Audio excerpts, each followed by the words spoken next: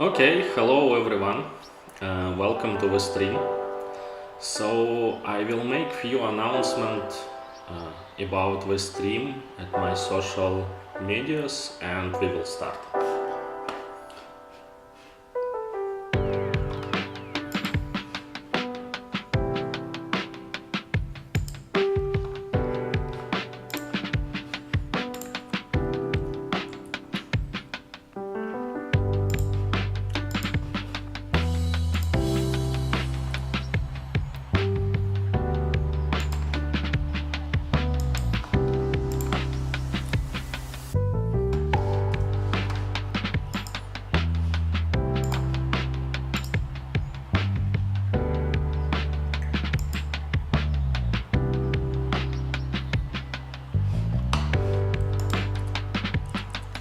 Okay, so here today I plan to continue my work on making the Battlefield Bad Company iOS and just the reminder for the people who are not really that familiar with the game. So this is FPS what was released in 2010. First it was released on Android and later got ported to, well, first it was released on iOS and later got ported to Android and Kindle as well. And obviously we will be not able to provide the multiplayer support yet because touchHLE doesn't support networking, but hopefully we can make the single player mode playable. So I think this is kind of a plan for today, and I think the last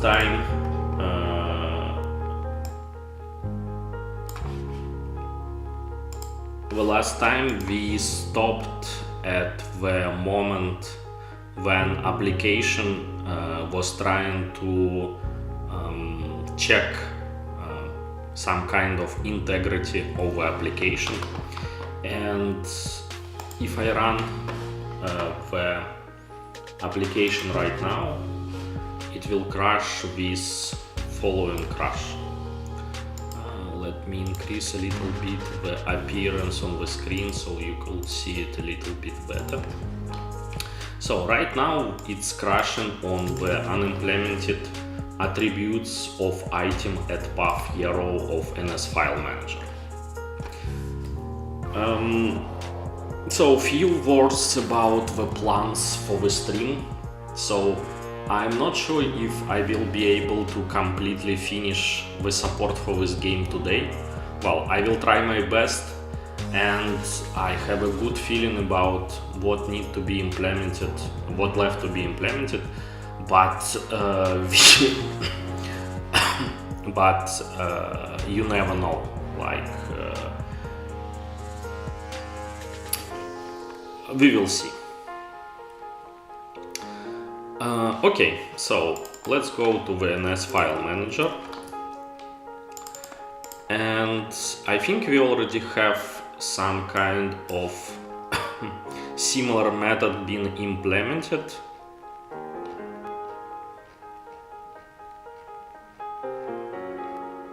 Yeah, so file attributes at path traverse link, and here attributes of item at path. So let me see.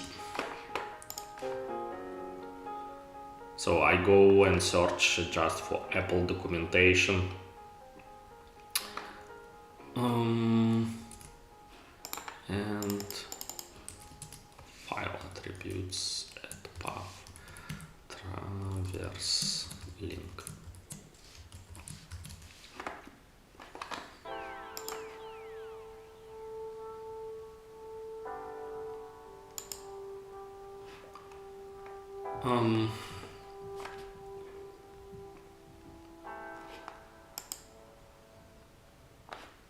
I think those two methods are kind of very similar. Yeah, so I guess this one, file attributes at path traverse link, suggests to use attributes of items at path. So I guess the one which is currently implemented is deprecate.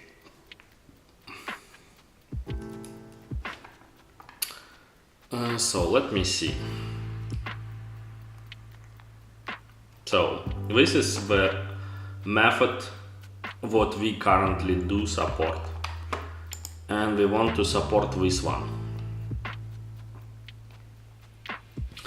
Let me also bring Ghidra here.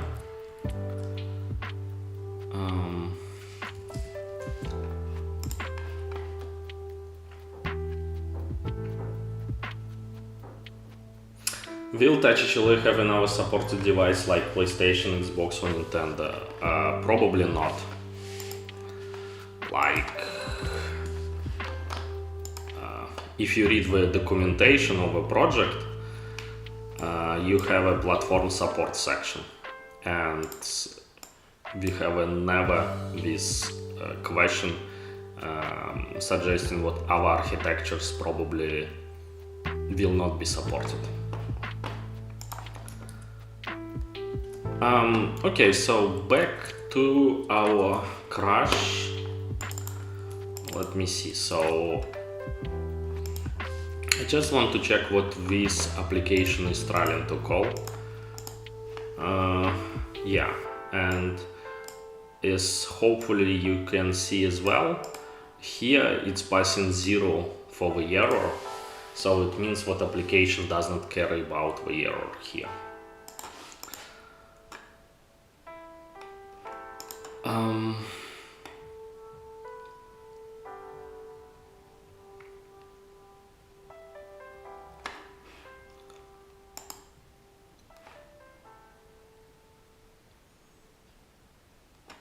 Okay, so I think we could implement the second method using this and just refactor the code a little bit to be a little bit more readable. So this is a signature, and we need to return attributes at path. So we pass a path and we specify what this is, NS string.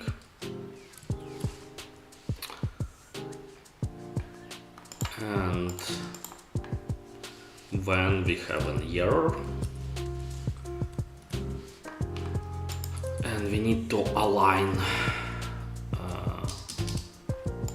the semicolons, well, the double colons.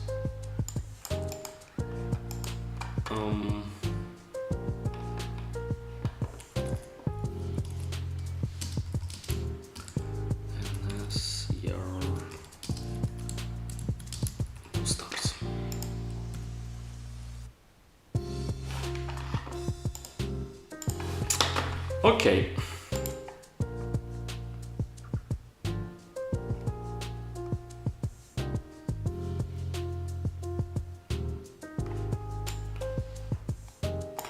So for the moment, let's just try to copy paste it. And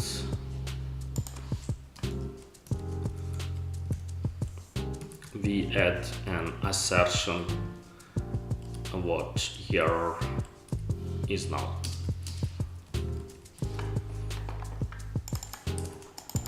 So file at path, error. So attributes files at path, error.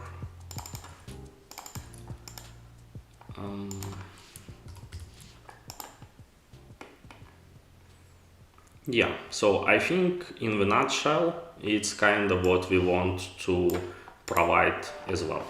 So I think if I rerun the application, it hopefully will not crash with the same crash message.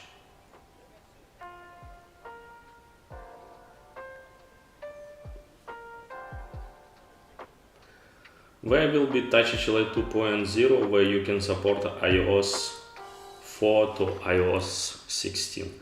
Well, once again, you could have your questions answered in the README of the project.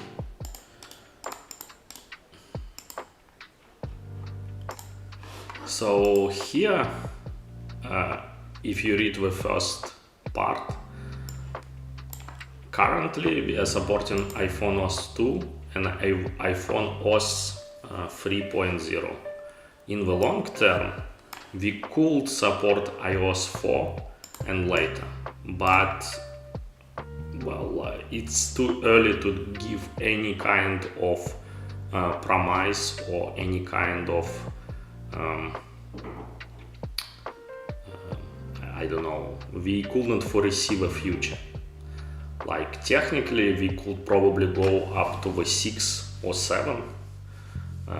I guess this is around iOS 7 when the 64-bit support was introduced, and I think it was removed in iOS 10 or something. But there is a spike of complexity between each version of iOS, and it's only getting more and more complex. So we will see.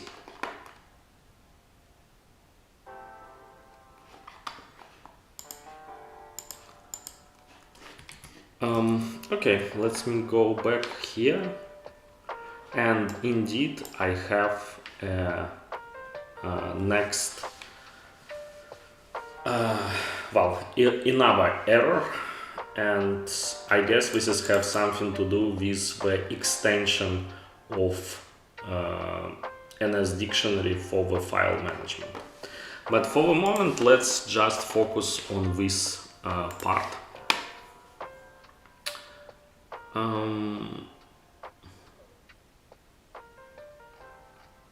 So I think I want to implement the file attributes at path as the wrapper around attributes of item at path.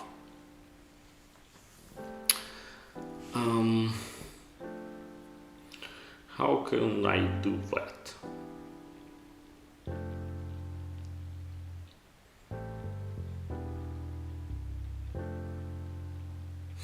Or we can just extract this part to the helper method.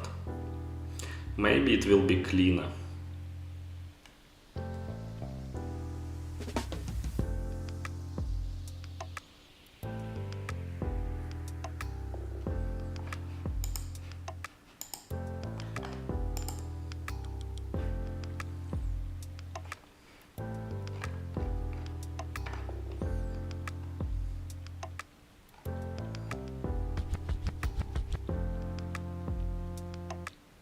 Yeah, I'm thinking what is the best approach for implementing this kind of stuff. So, for example, one way is to introduce a helper function here, something like file attributes common, which returns the ID and which gets environment as a parameter, and we also want to pass our guest path, which is guest path, yeah, with ampersand, something like this, and we can pass all of this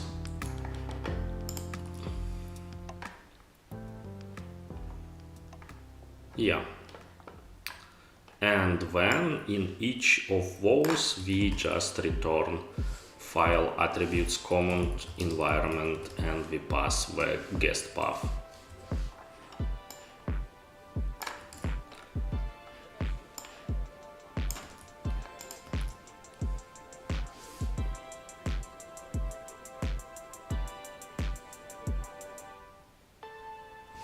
Okay, let me see if it works.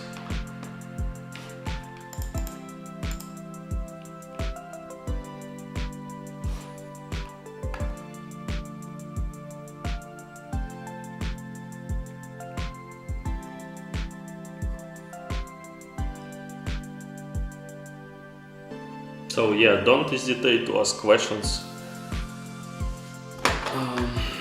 I will try to answer them to the best of my knowledge. Okay, so it seems it's working.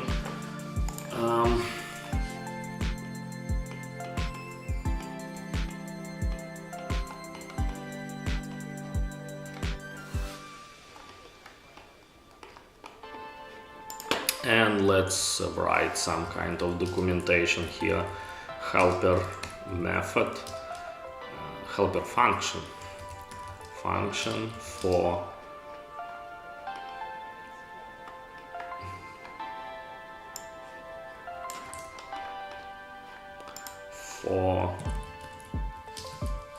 and attributes of item at path here.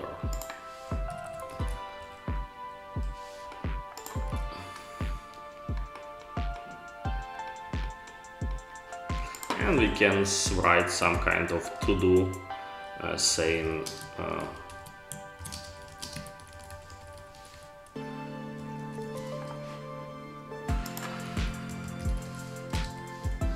support more attributes. Okay, alright, it seems like it is okay.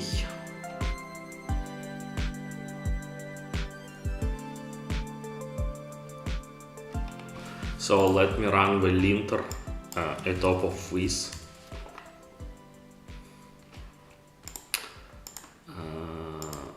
And yeah.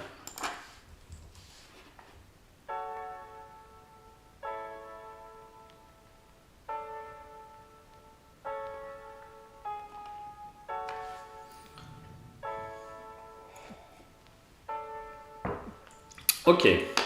So let me see, I think I can commit this one right away, and we can say what we implement.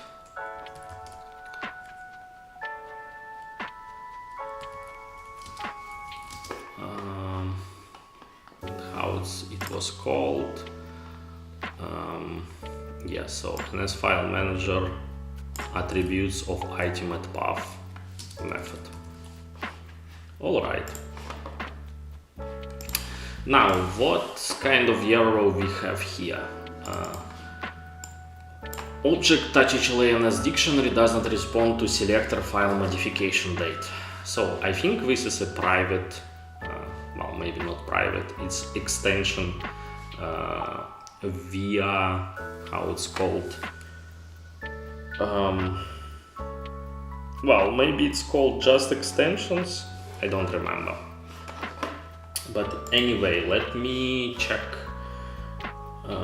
if I have something similar, if I have seen something similar previously. So how it's called, file modification date.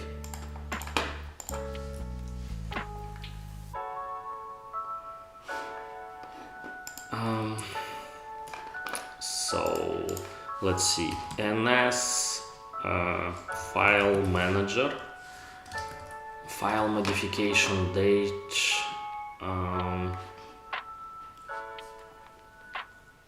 file modification date, dictionary extension, something like this.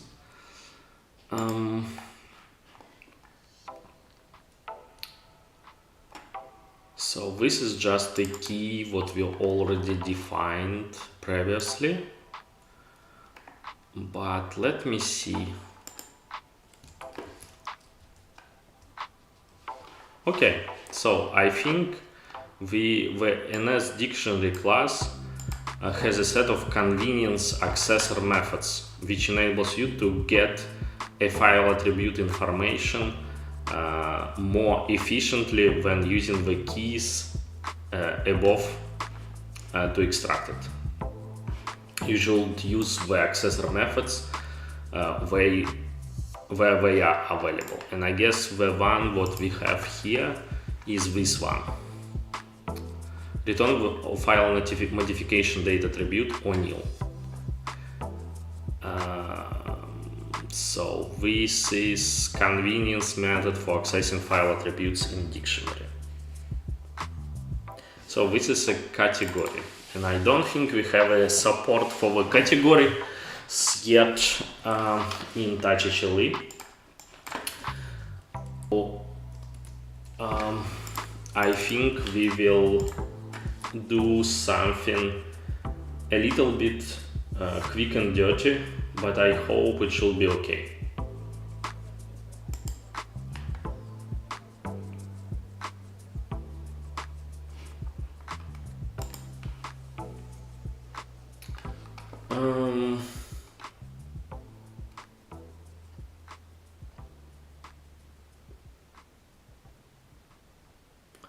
So let me think about this for a moment.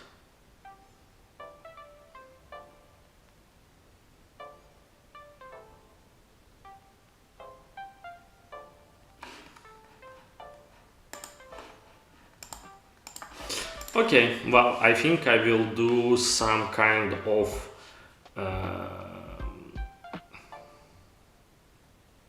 well, not quick and dirty, but very straightforward implementation. So we go to our NSDictionary and we search for NSDictionary part the implementation, and here we could say something like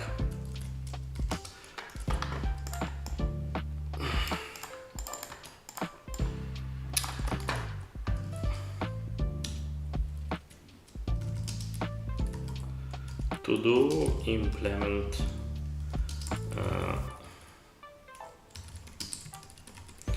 categories properly, and right now we are just saying what we are having a method about NS file modification date, and it's just like object for key,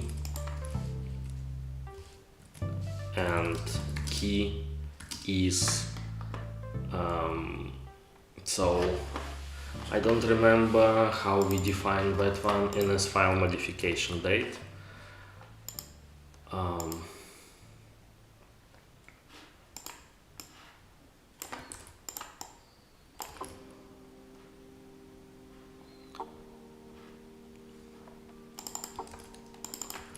Yeah.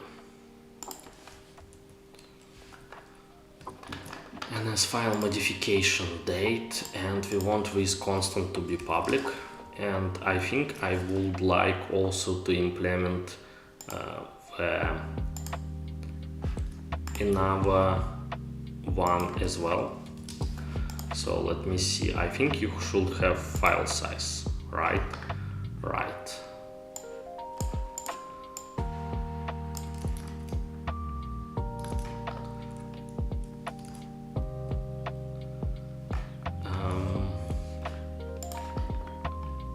So here we just import that one, and we can say something like file size, and NS file size is the key here.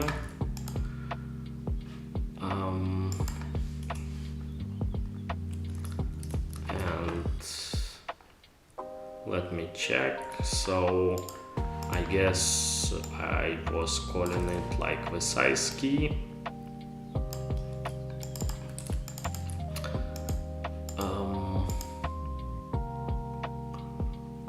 And yeah, let me briefly check for the unsigned long.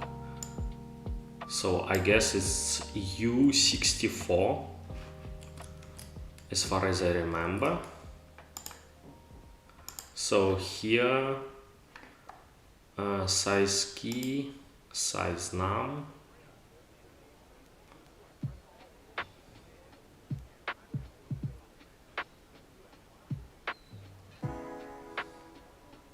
so we do store the file size as a NS number, so we need to unwrap it. So here we say let num be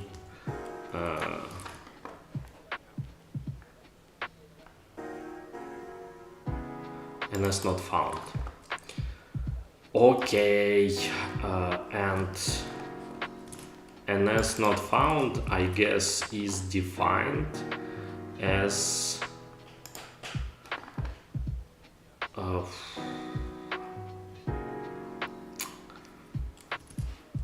this is strange, because unsigned long, I do believe this is U64. And here NS not found is defined as I32.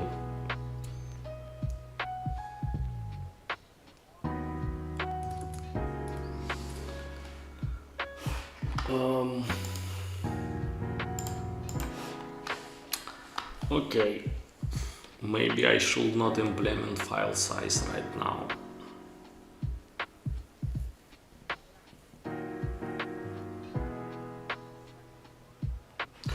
Okay, you know what? So I will check if num is not null,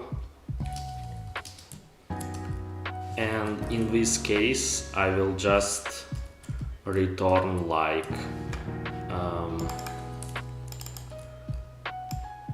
unsigned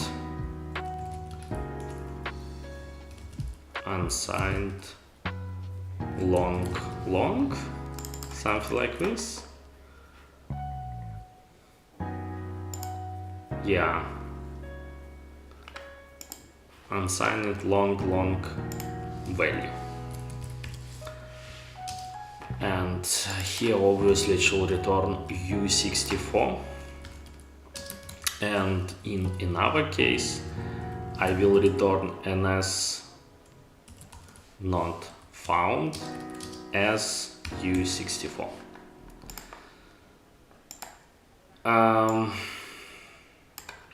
And this part I would like to actually verify it. So let me spin up my virtual machine where I have an iPhone simulator installed. It will take some time.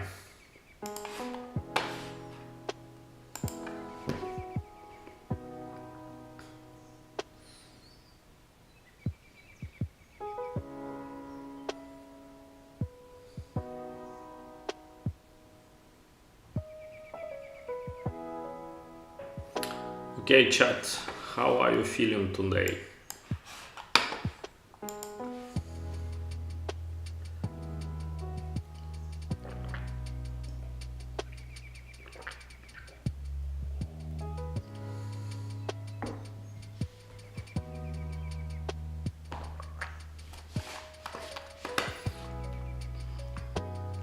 So the idea right now is to check how the NS not found is actually reported if NS file size is not found.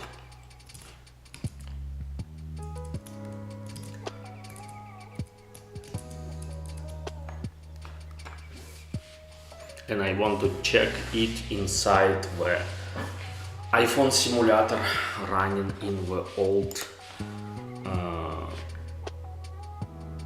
old version of OS X.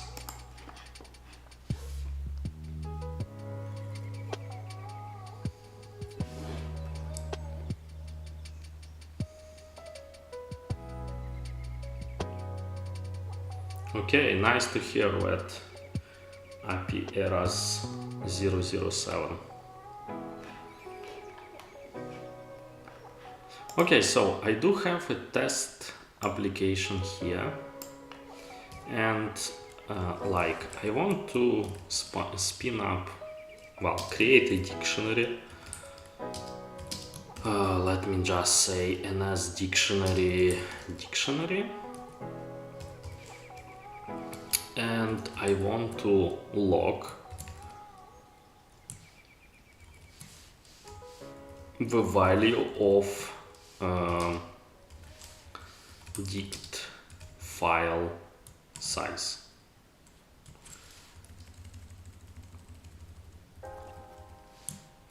And I think this is something like LU.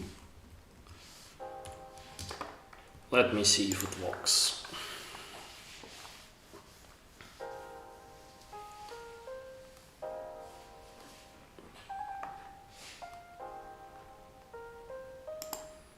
Okay, it seems it's like just, no, it's returning 0.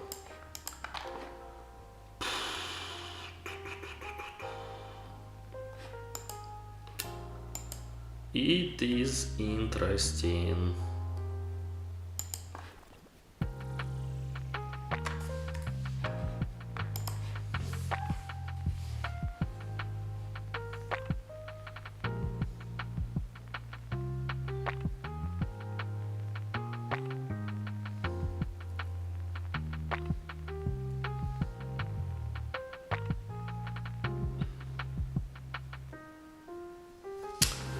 Okay, so the thing is, what the 0 is not NS not found. Like,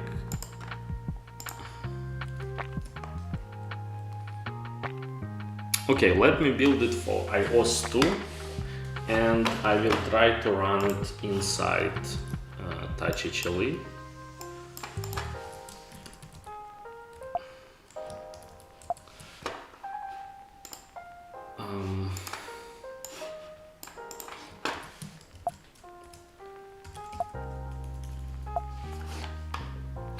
Okay, I need to connect my virtual machine via file sharing in order to access this file. So let me do it off screen, and I will be back in like few minutes.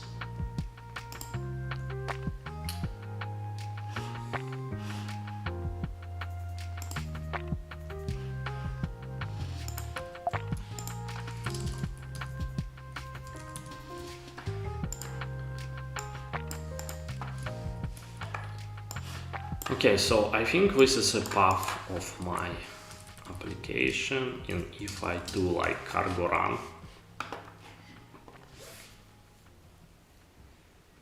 so what this will do, it will execute the code.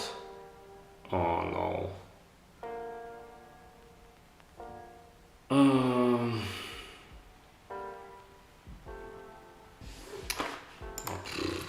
Let me check quickly something.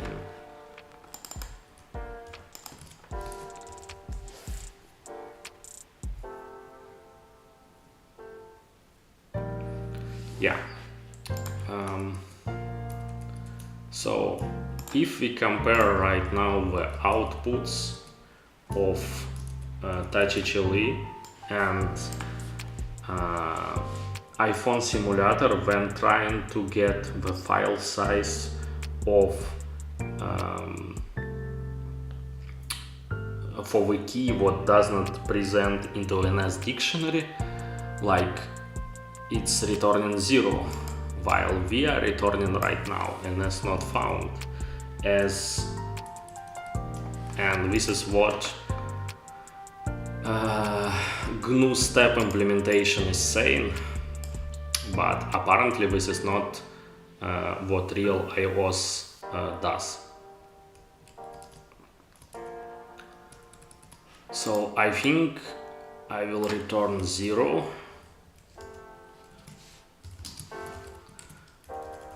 So let me see.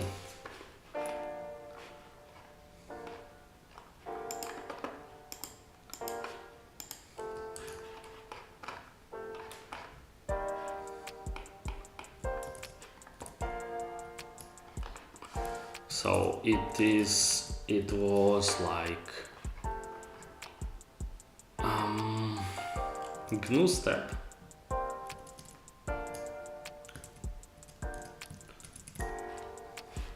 So GNU step docs claiming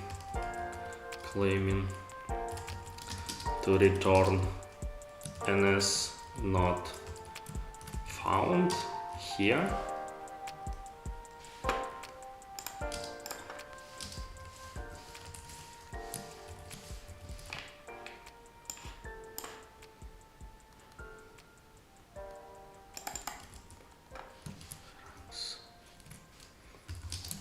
But as seen on iPhone simulator, it's returning 0 on an empty dict.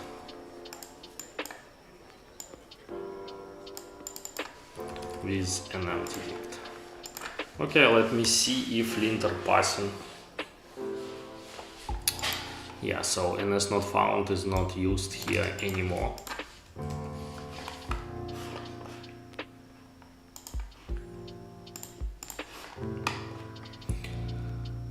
Okay.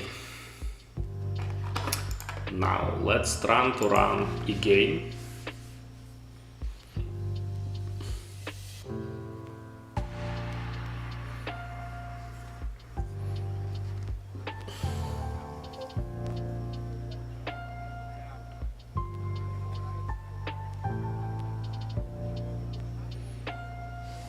Okay, and we have another crash in another part of the system. So I think this one I can kind of safely commit.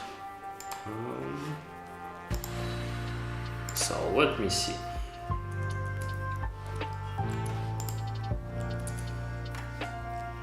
Well, first of all, let me double check in the touchHLE itself. Sorry, this one I should not remove if I want to run touchHLE with my test application.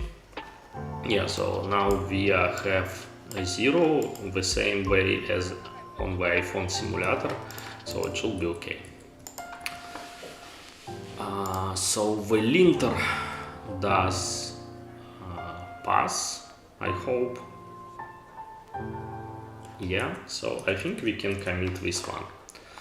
And we say something like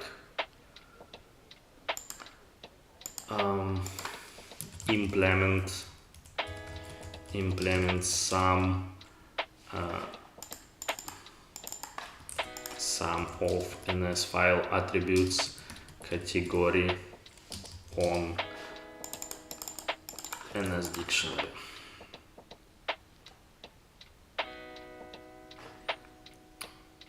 Okay.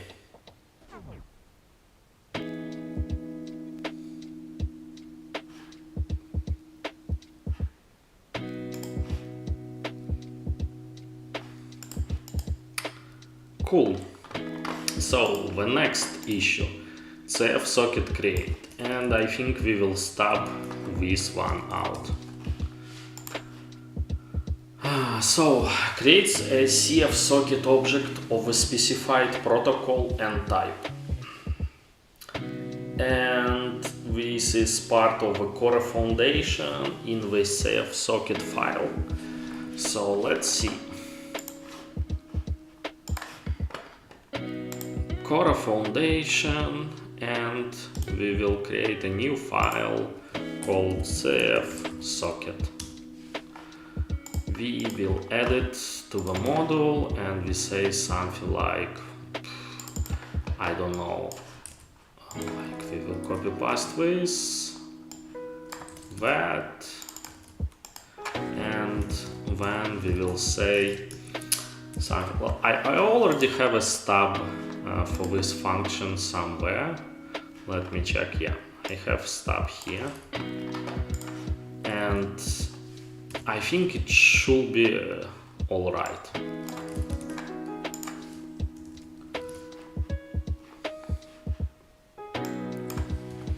So this is just a bunch of imports.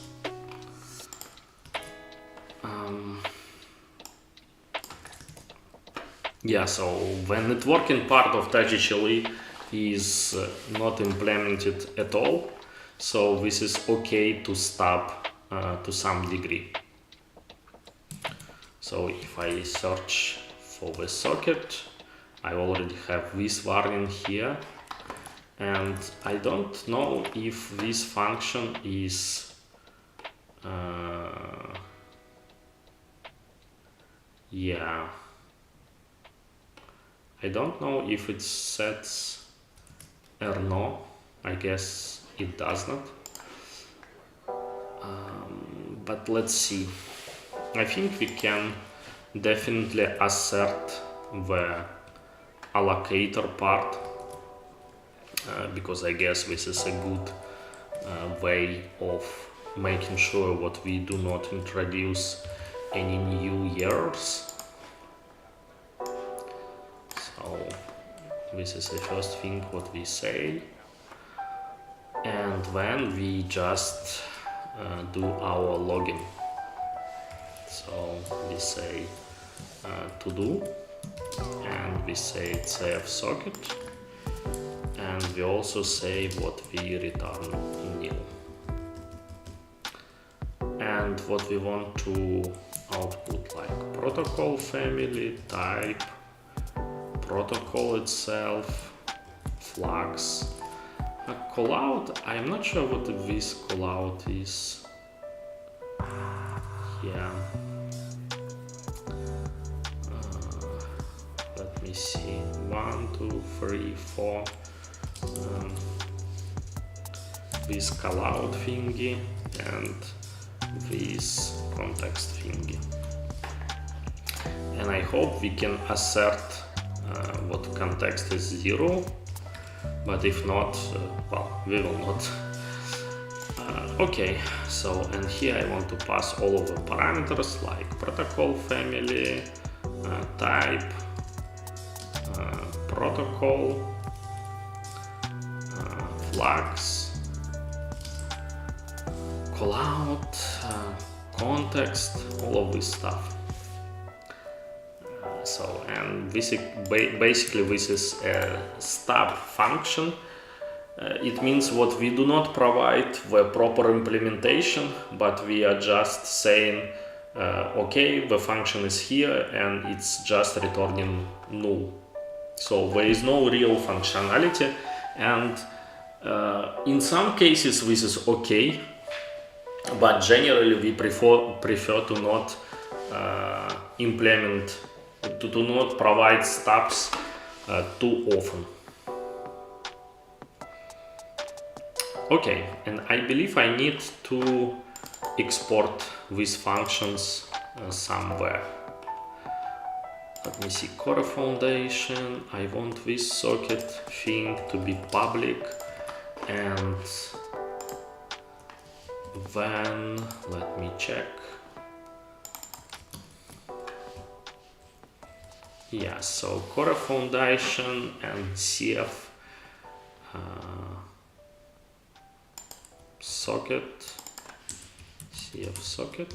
functions. Okay, let me see if it's working.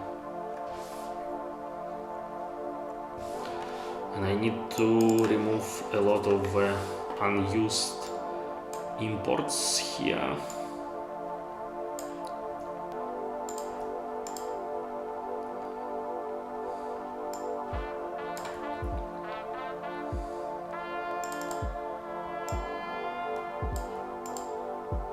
Yeah, those are not used, those are not used. Yeah, just some kind of manual cleaning.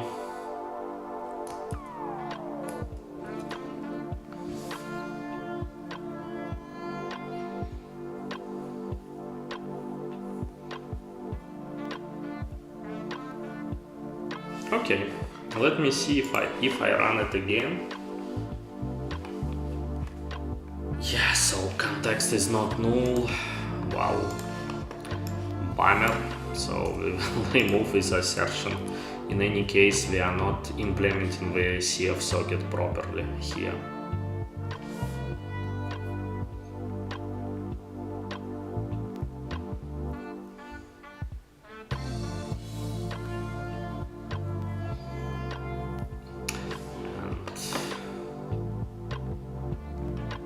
Okay, so now we are progressing quite far away and we have new error. So I think I will commit first of all this stub of CFSocket. So I will say stub for CFSocket. And yeah.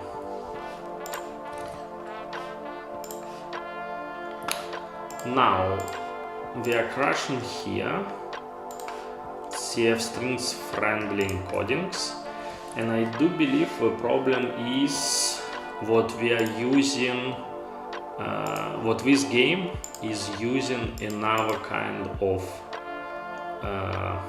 encoding called NS MacOS Roman string encoding. Let me check. So this is encoding 30, and encoding 30 is indeed NS MacOS Roman string encoding. And we can search, and it is, so yeah,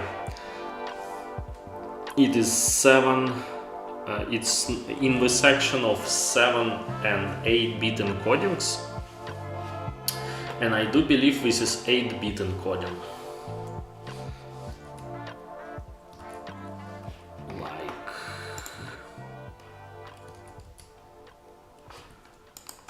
let's search and see what we can learn about this one.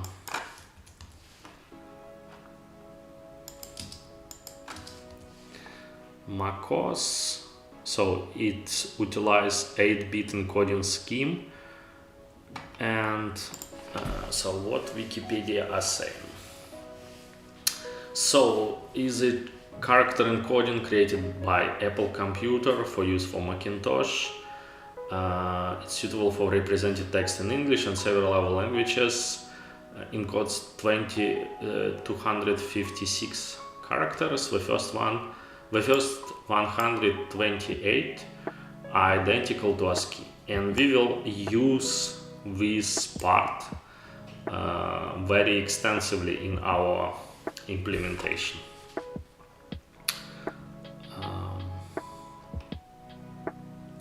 So I guess because this is like 8-bit encoding, yeah, so this is 8-bit, and I think for this particular issue we can add the NS Mac Roman, NS MacOS Roman string encoding in the list of C strings friendly encodings.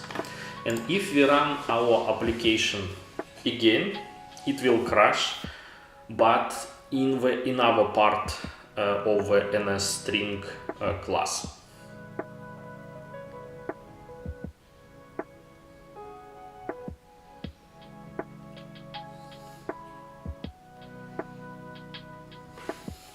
Let me see. Yes, indeed, it's crashing here in the part of the decode of string host object, and it says what unimplemented encoding 1E in the hexadecimal, and indeed 30 is 1E in the hexadecimal. So this is still NS MacOS Roman string is encoding, and I do already have the stubbish implementation. It is similar to NS ASCII string encoding, but I am using the fact that the first 128 characters are identical to ASCII. Thus, we can check what if indeed the byte what we want to encode is less than 128, so it is ASCII. We can generate the string the same way as for the case of ASCII string encoding. And I hope that this indeed work for this use case.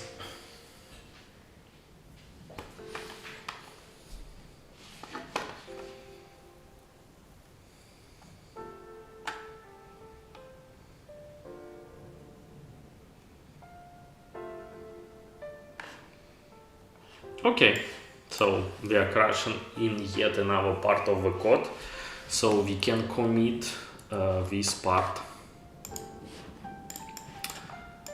And I will say something like,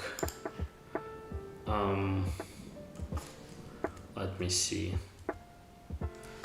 it was used here, C string, support for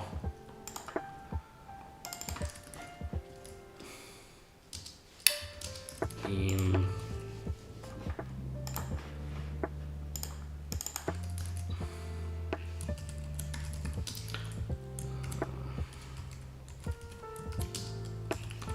so support for NS MacOS Roman string encoding for ASCII part in NS string init.vc string encoding method. So let me run linter.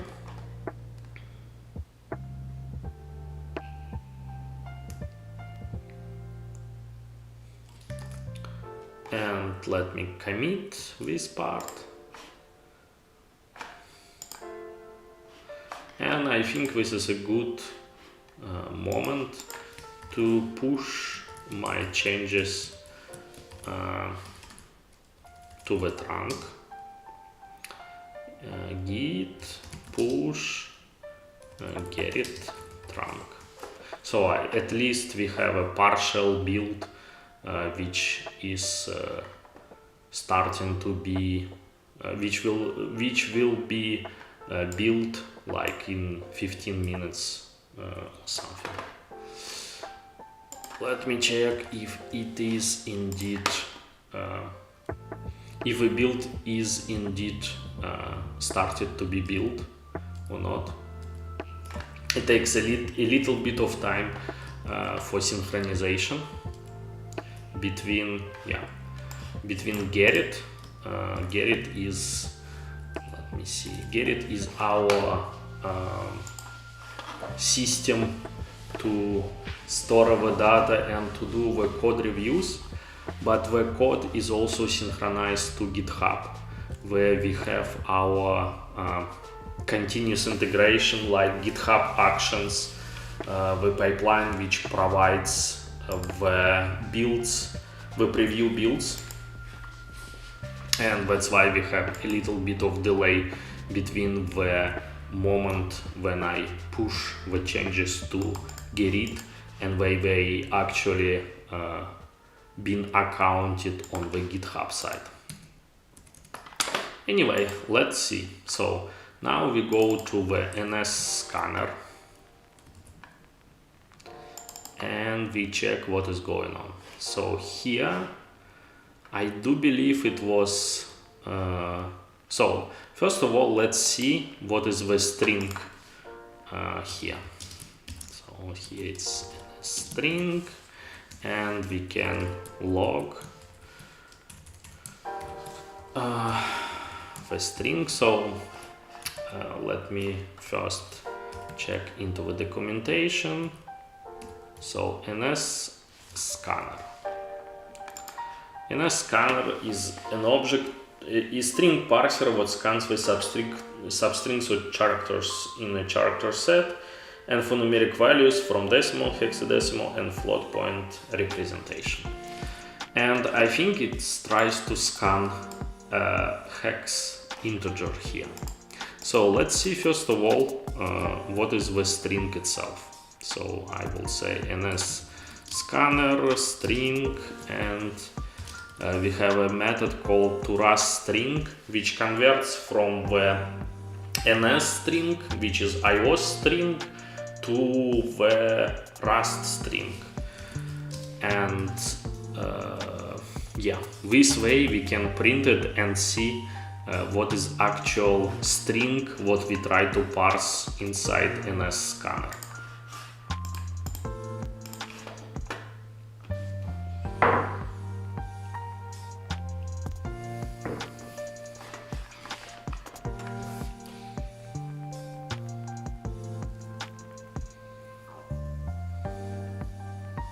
And we are waiting for the build, because this is a Rust. Okay, so the string is LE device. And I think what is happening is that this part is actually like we are returning the unique identifier of UI device as touchHLE device, and here it's kind of parsing this part like six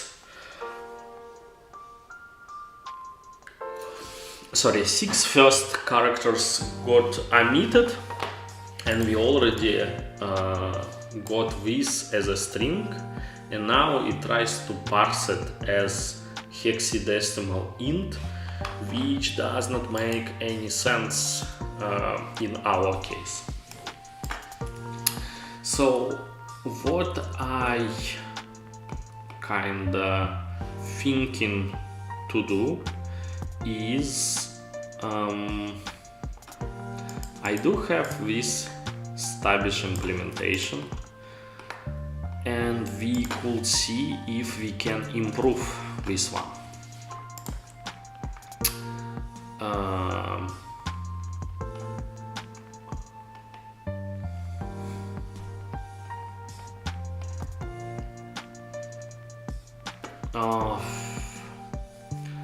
So the problem is what we have unichars, and it's not that easy to check what is the type of a character what is returned right now. So let me see. Here I will say like something like current, and for the string itself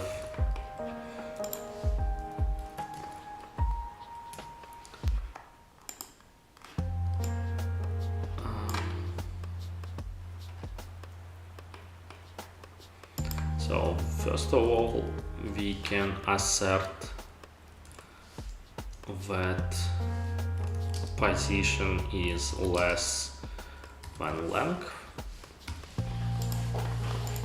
We are getting the current character, and unichar is U16,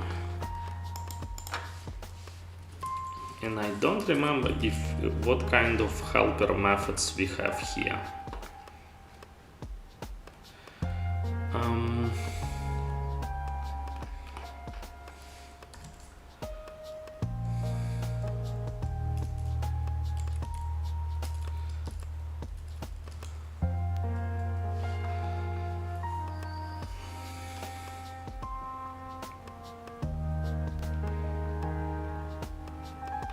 So what I want to do, I want to check that current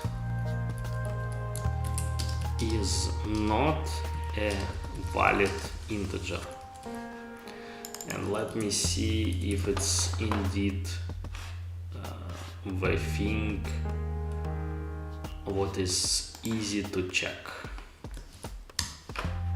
So scans an unsigned value from a hexadecimal representation, returning a found value by reference. Upon return contains the scanned value, contains uint max on overflow. Return yes if the receiver finds a valid hexadecimal integer representation, otherwise no.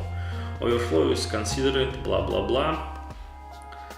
May optionally be preceded. Skips past excess digit in the case of overflow.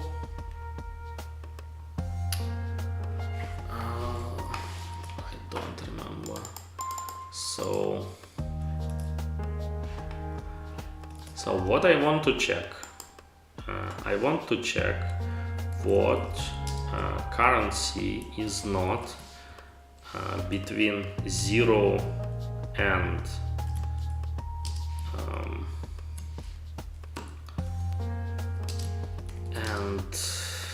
9 and or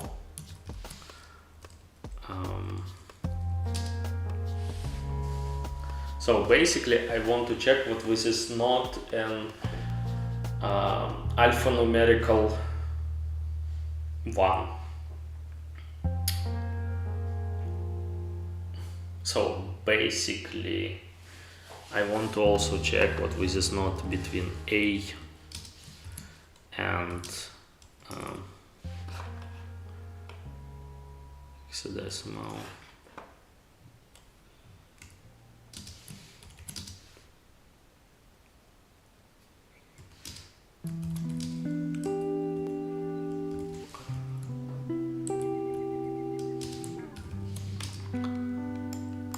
So in the hexadecimal we have A, B, C, D, E, F.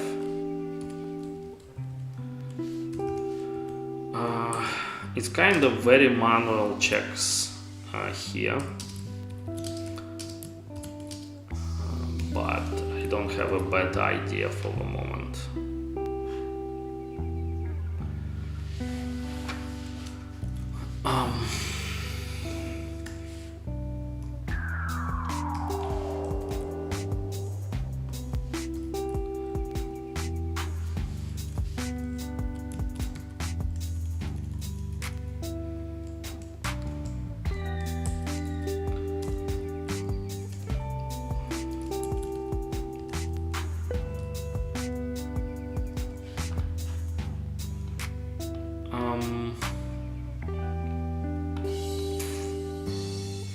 Yeah, working with a string with Rust in Rust is very annoying, at least in my experience. Maybe also because I'm not very knowledgeable about this part, but it's always like a nightmare to convert between different representation in order to check very basic things.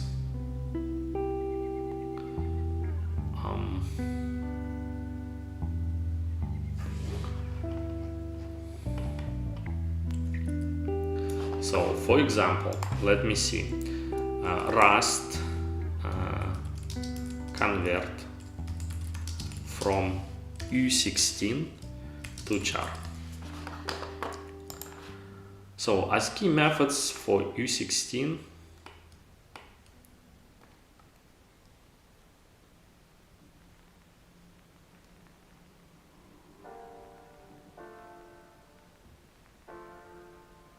and like you have a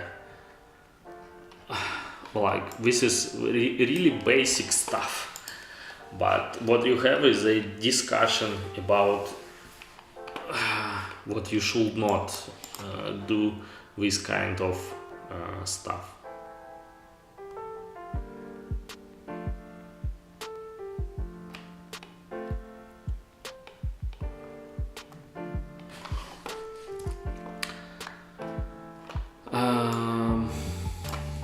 Can I just say something like is ASCII? No, I can't. Do we have U16 is ASCII? No, we don't have. What do we?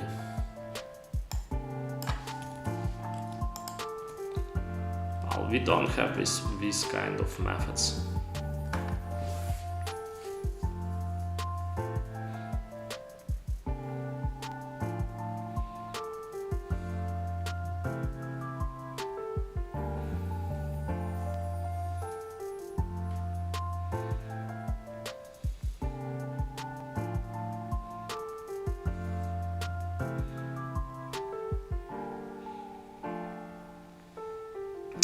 Okay, so I think I will need to do a small break for like 15 minutes, and I will be back battling this function.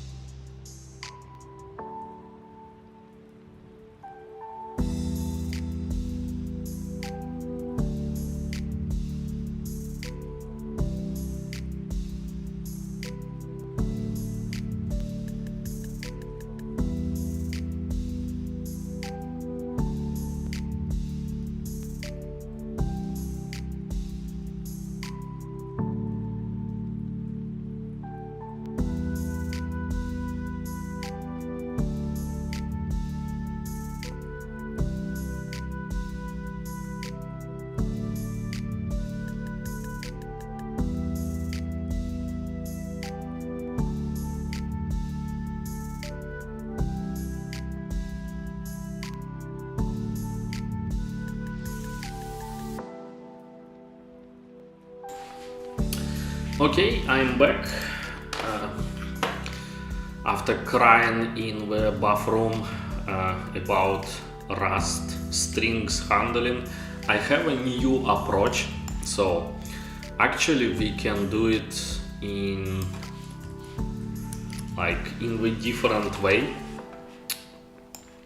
So here I think what we could do, we can just convert the rest of the string to the Rust string and try to parse it directly into the U32. Yeah. So how we can achieve that? So I guess we have some kind of substring. Yeah, substring with range. Substring from index.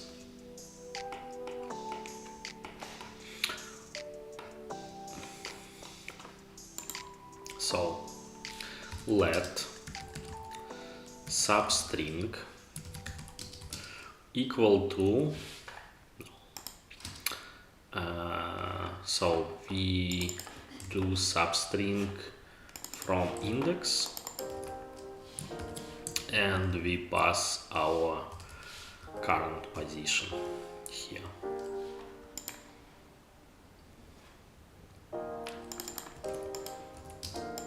And then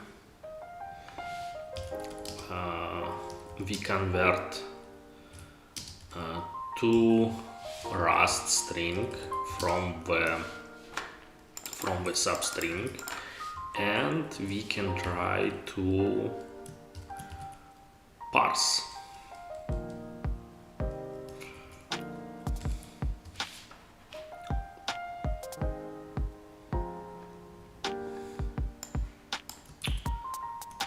Let me see.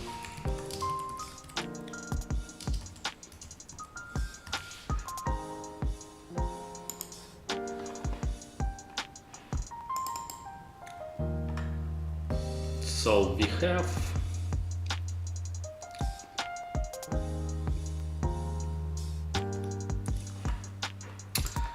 first of all, let's assert that TMP does not have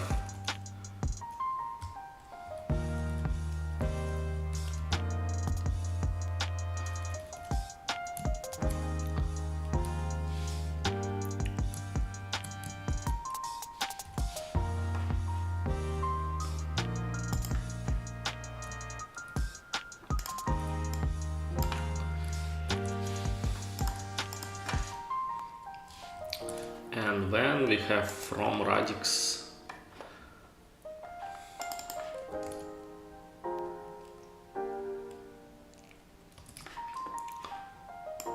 so U32 from str radix TMP and 16.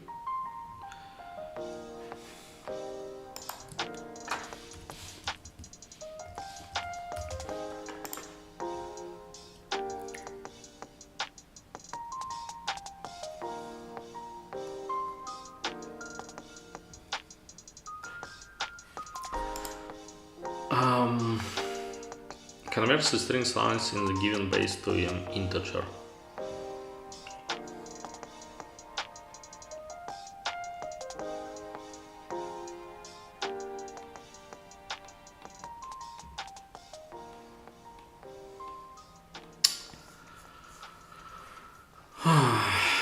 I don't think this will work because my idea was like is error, so assert it like this.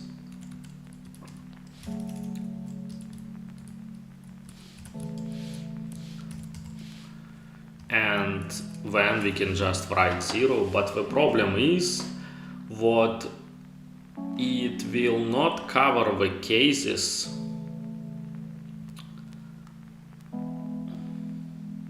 the thing is what leading and trailing non-digit characters represent an error.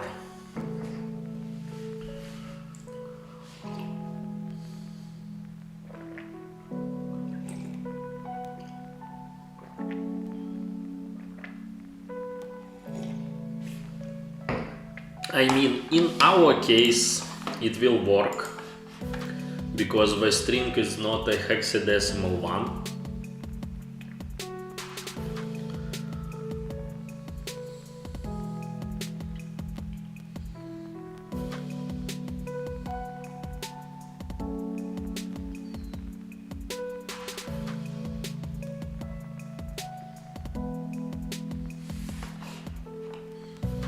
Yeah, I mean, now it's crashing in our part of the code.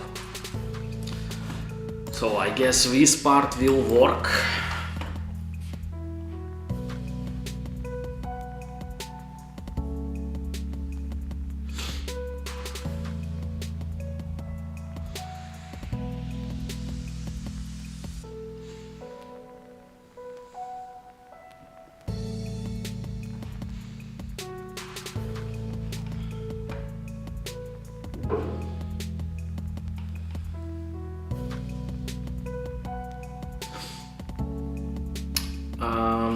Let me see. I remember we have integer value.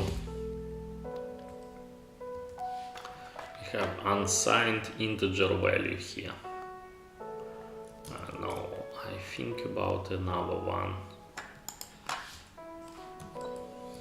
Int value. Yeah, we have this implementation.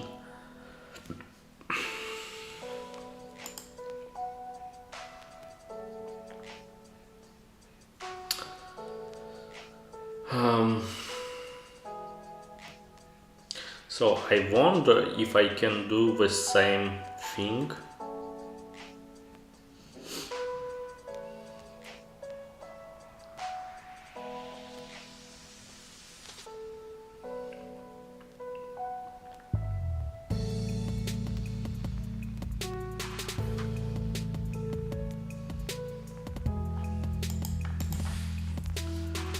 Let me see, is alphanumeric?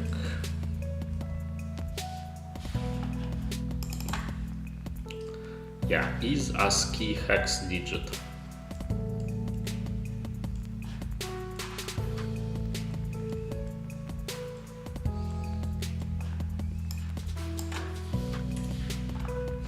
So maybe I should do the same here.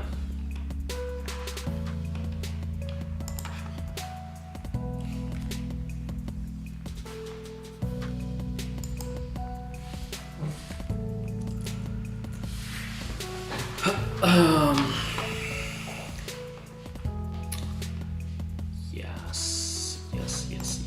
So I think I will implement it in the same way as this one.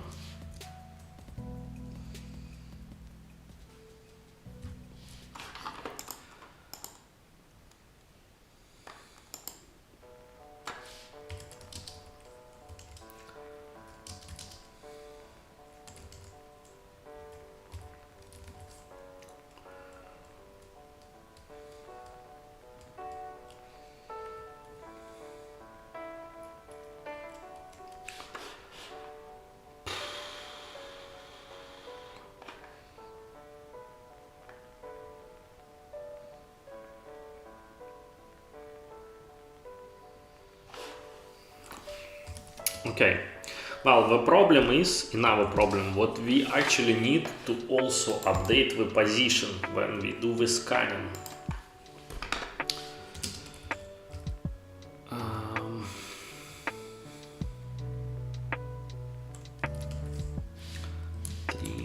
Start.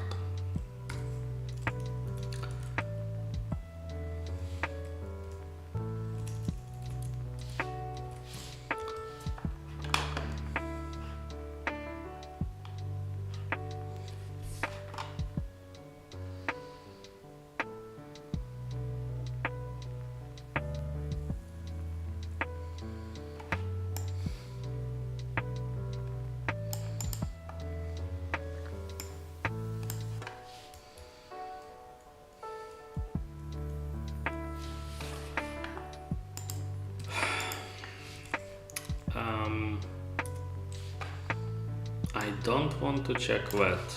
I want to check what TMP1 TMP length is equal to TMP2 length.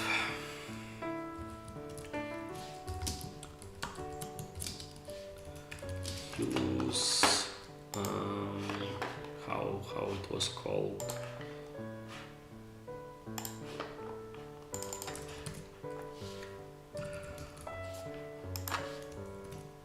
And now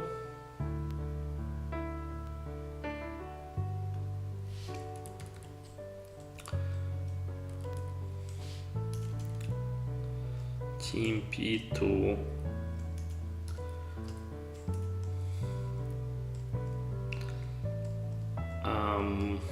chars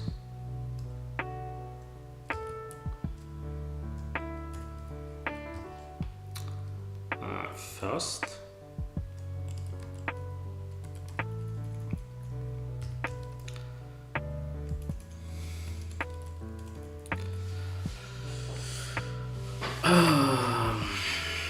I just want to check what the first character in the string is not ASCII hex digit. That's it. But in the Rust, I need to convert from the chars. Can I just get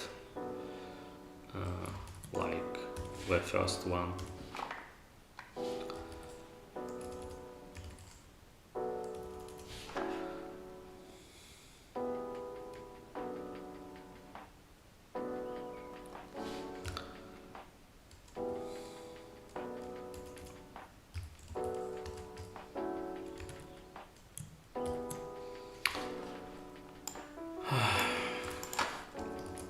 Sometimes Rust is just a stubborn thing what you need to overcome in order to do very basic stuff. Like here, this is not anything very complex, but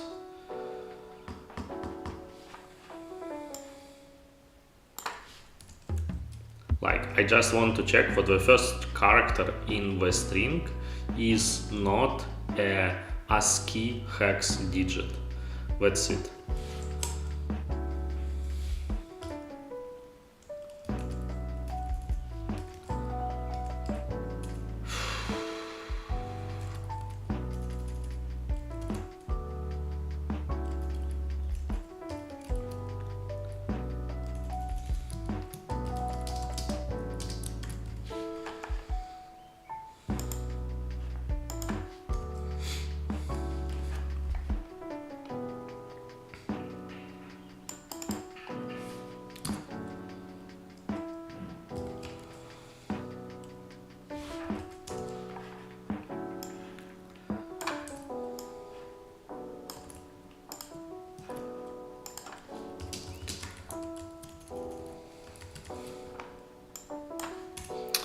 So I think that's it.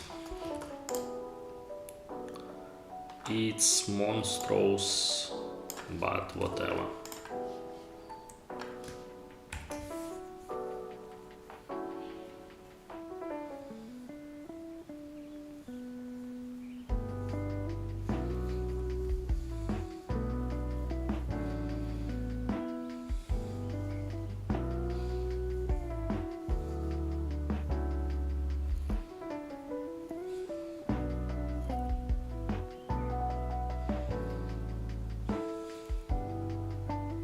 Okay, I don't like this implementation, but I think this is the best what I can do right now.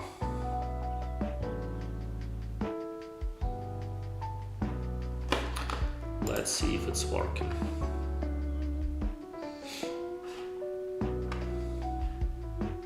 Okay.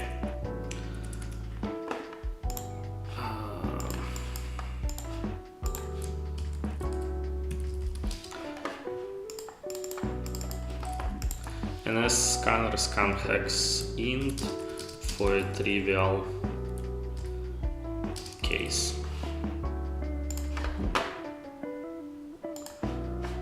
Okay, now this one.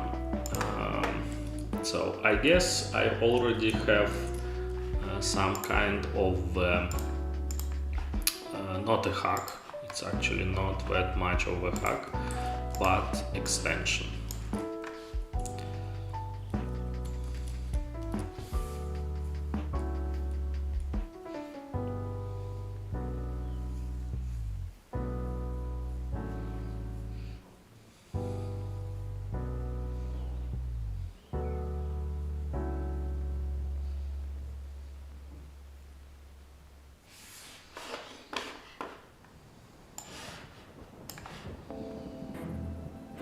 So right now we have finally reached the stage of the the main menu, but this is not yet enough, because if we try to start the game,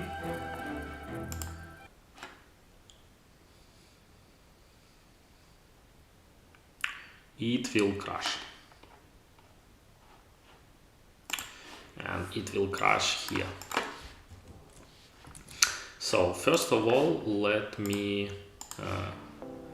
commit this part. So I will say something like NSstring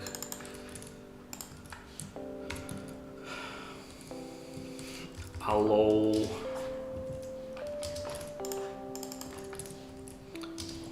encoding in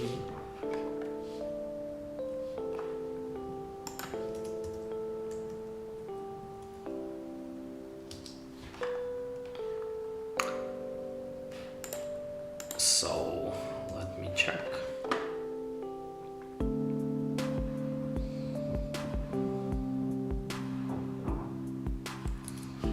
Okay, it should be okay. And I think I can push this part.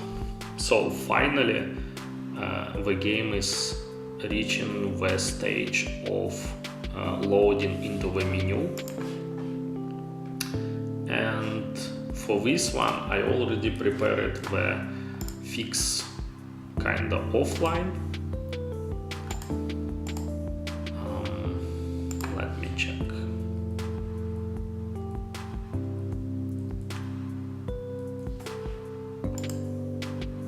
Yeah, this is this one.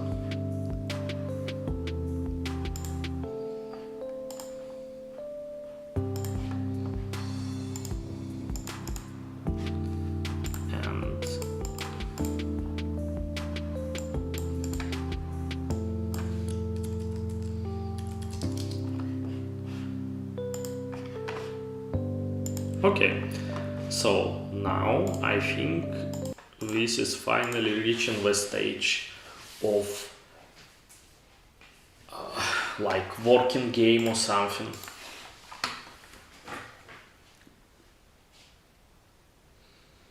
So let me see. I think it's kinda should be enough for at least the first part of the game.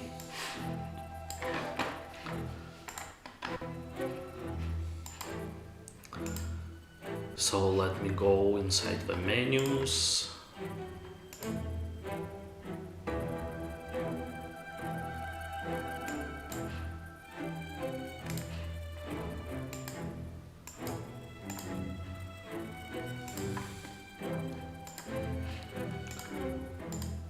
So obviously multiplayer will not work. Like if I try to do, it will say like Bluetooth is not activated, Wi-Fi, there is no Wi-Fi connection, online, well, it will just crash, but this is kinda expected.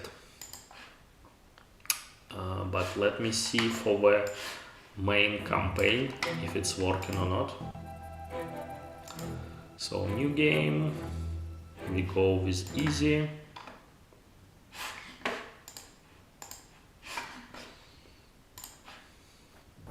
So they sent us on this little errand.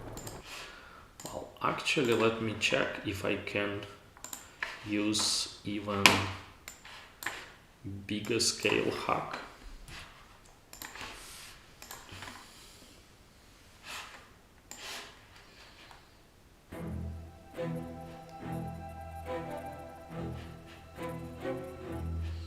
Is it better?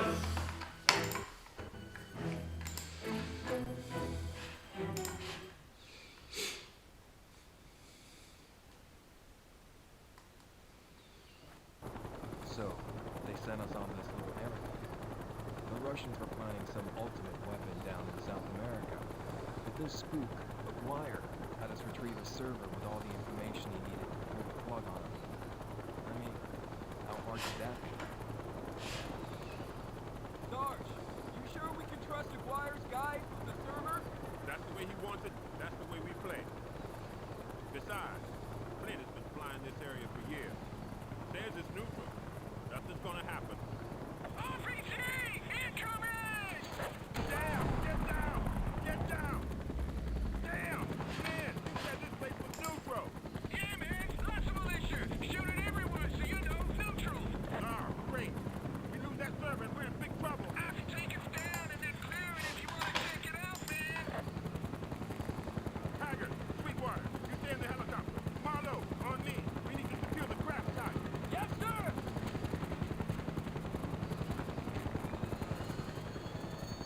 Well, rookie, remember how it all works?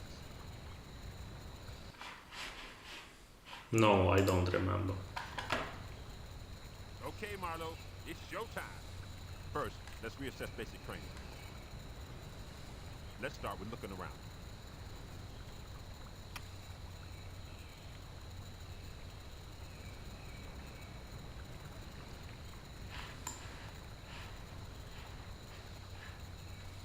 Good. Let's move on now.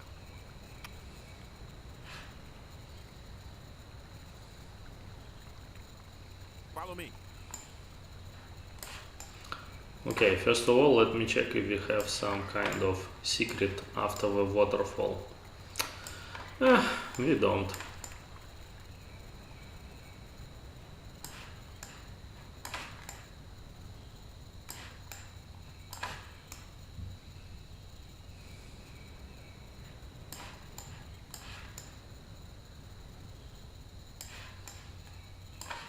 Enemy ahead. Let's approach silently. So what I want to test right now is the part related to saving of the game, because I know what, like, yes, we can now go into the game, but I'm not sure if the saves are working correctly. So let me first play a little bit up to the first checkpoint.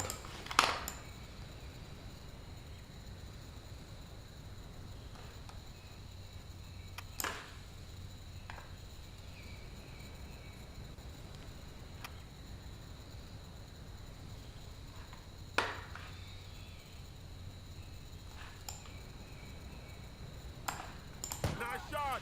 Now advance on your own.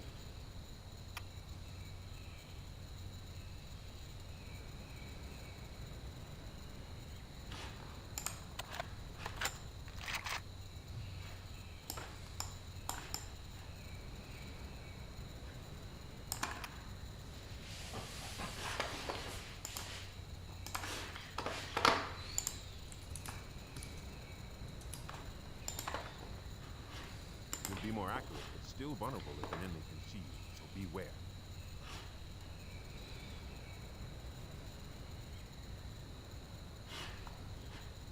I got you there! Well done. Bingo! Here's an ammo crate. Use it to stock up on ammo.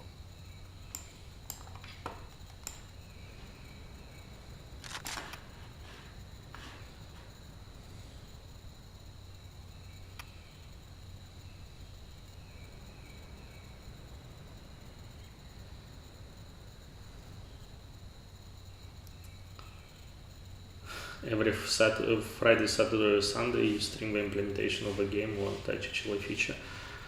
Yeah, well, usually on the weekends I have some free time, and well, it depends.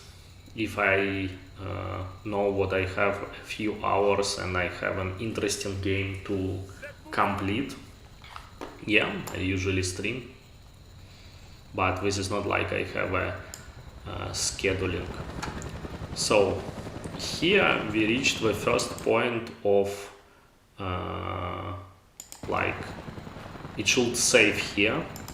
So let me see if I go to the main menu and I click continue.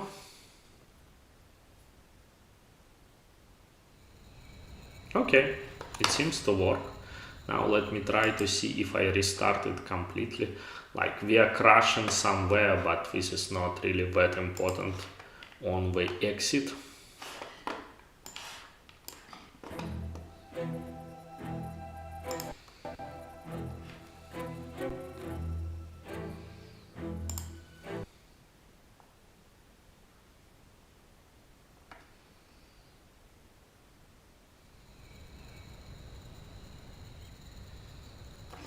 Okay,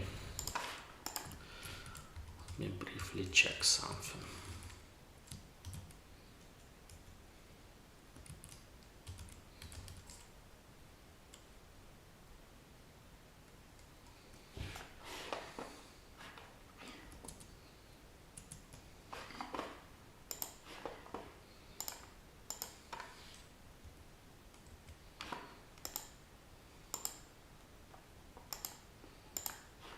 So I remember this part was also necessary, but maybe not.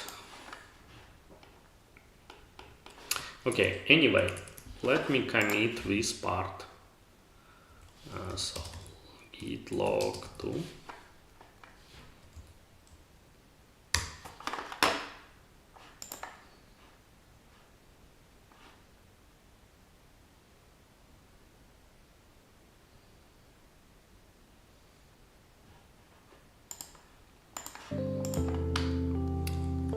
And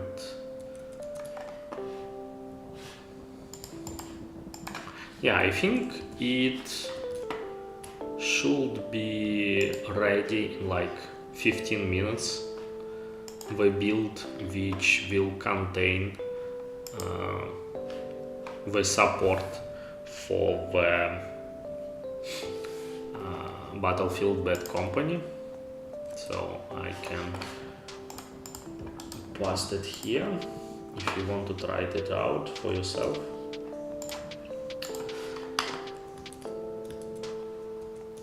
But I think this is kinda it.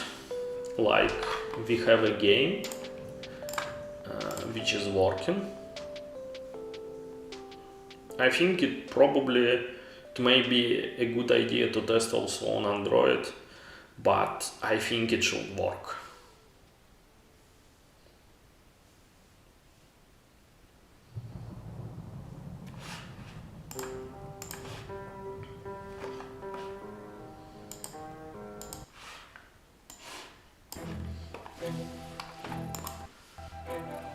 So let me see if our menus are working as expected. So achievements, multiplayer achievements, like no, stats,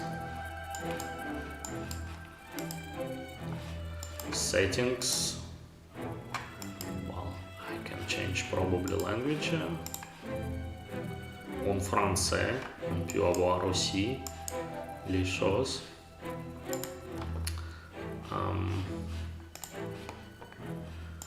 I don't know which one.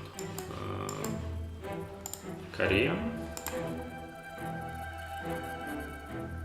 And I have no idea what anything of this means, so let me switch back to English.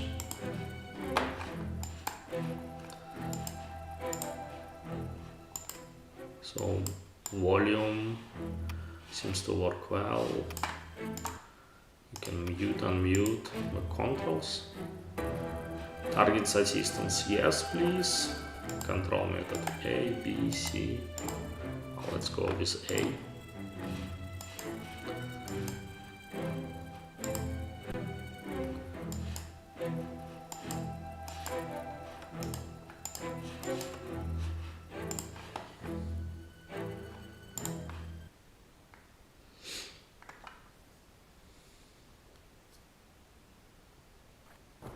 So, they sent us on this little errand.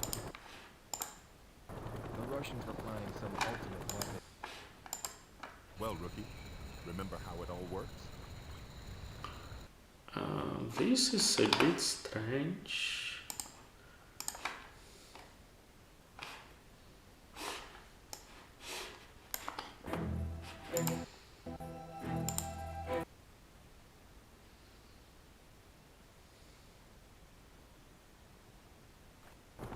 So, they Well, rookie, remember how it all works? Okay, Marlo, it's showtime. Good. Let's move on.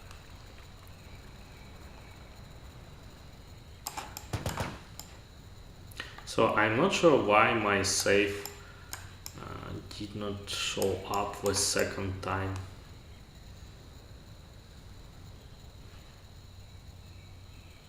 enemy ahead. Let's approach sight.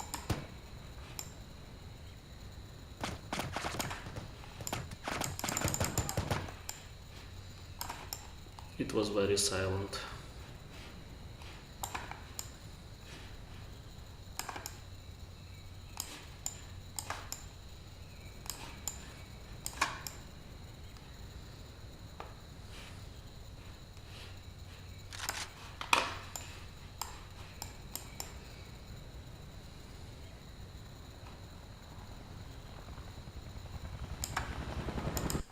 So I think I should start from here if I restart the game.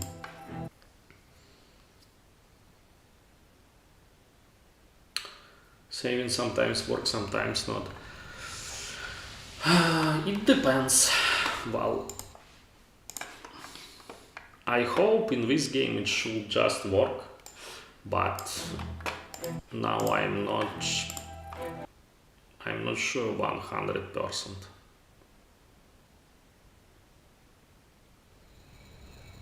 Yeah, here it's working, so I'm not sure. Let me try a few more times.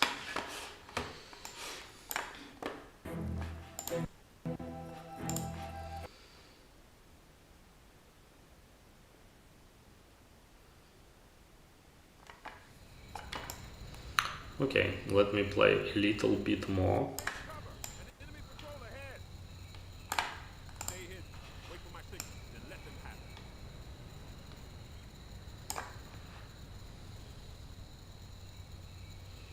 Here they come!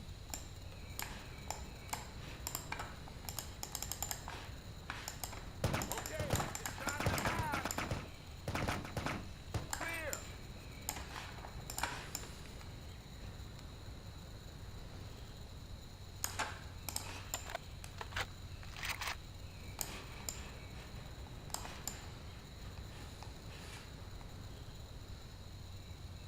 Check out this guy with his back to us. Damn! You let them know we're coming.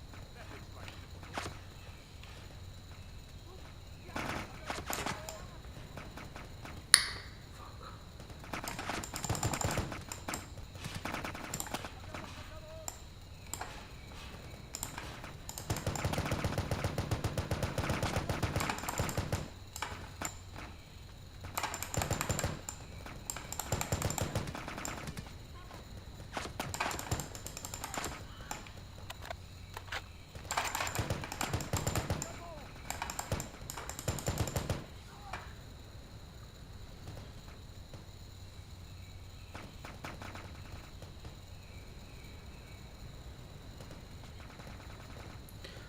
Browser ARM 2 doesn't let me save my progress, and when iOS 3.1, well, we do not support iOS 3.1.2, so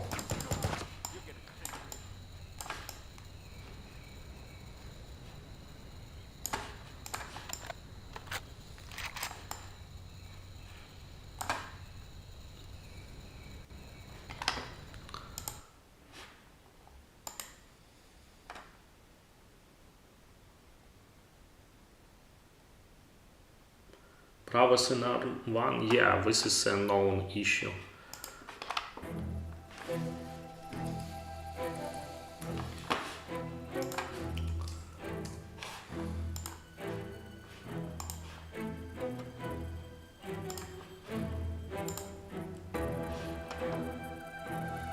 Oops. So I need to fix the build. Let me briefly check what has happened. I think I forgot to run the linter here.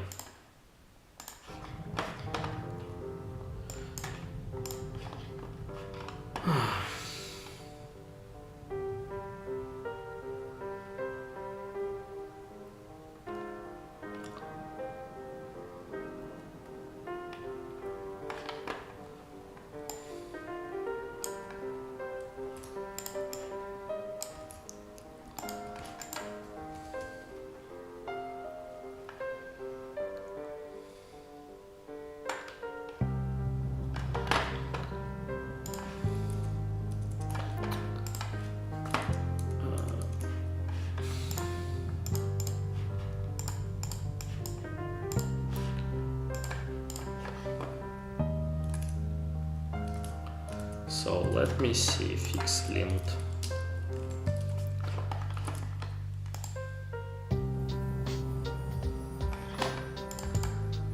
Just to be sure, what will also pass integration tests. Yeah, I will come back to the browse in ARM issue in the moment, but in any case we do not support iOS 3.1, so I don't know what why you're talking about this iOS version.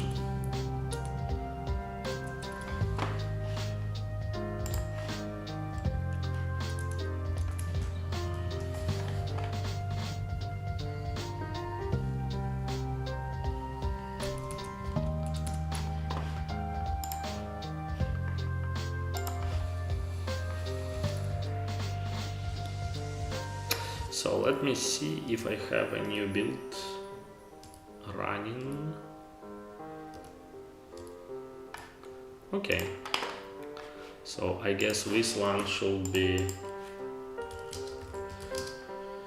the correct one, which should be available in like 10 or 15 minutes.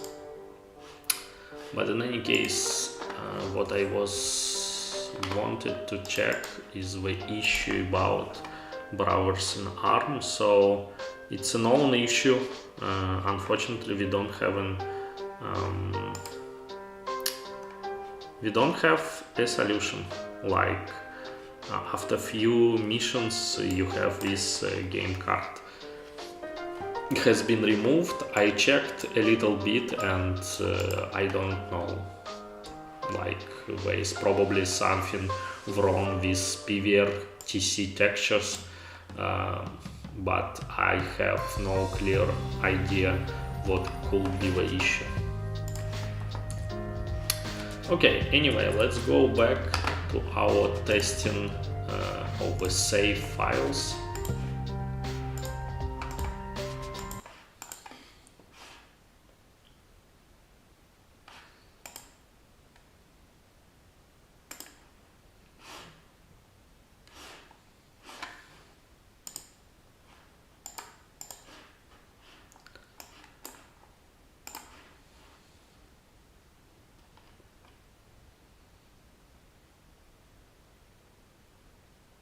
Okay, so what I want to test, what the save is working as expected, at least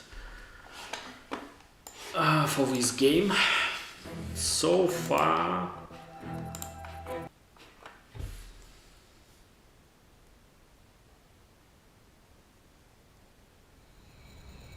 yeah, it seems to be working correctly.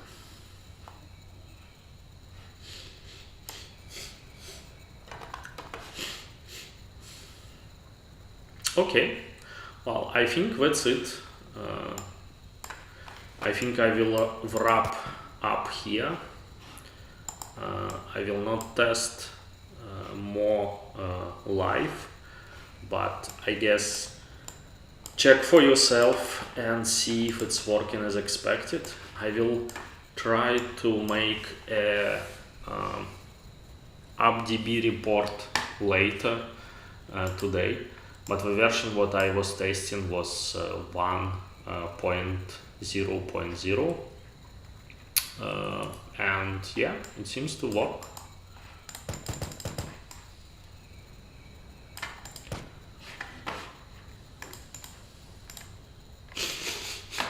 So let me know if you have last minute questions, but I think otherwise we will wrap it up with this beautiful picture of pixelated truck.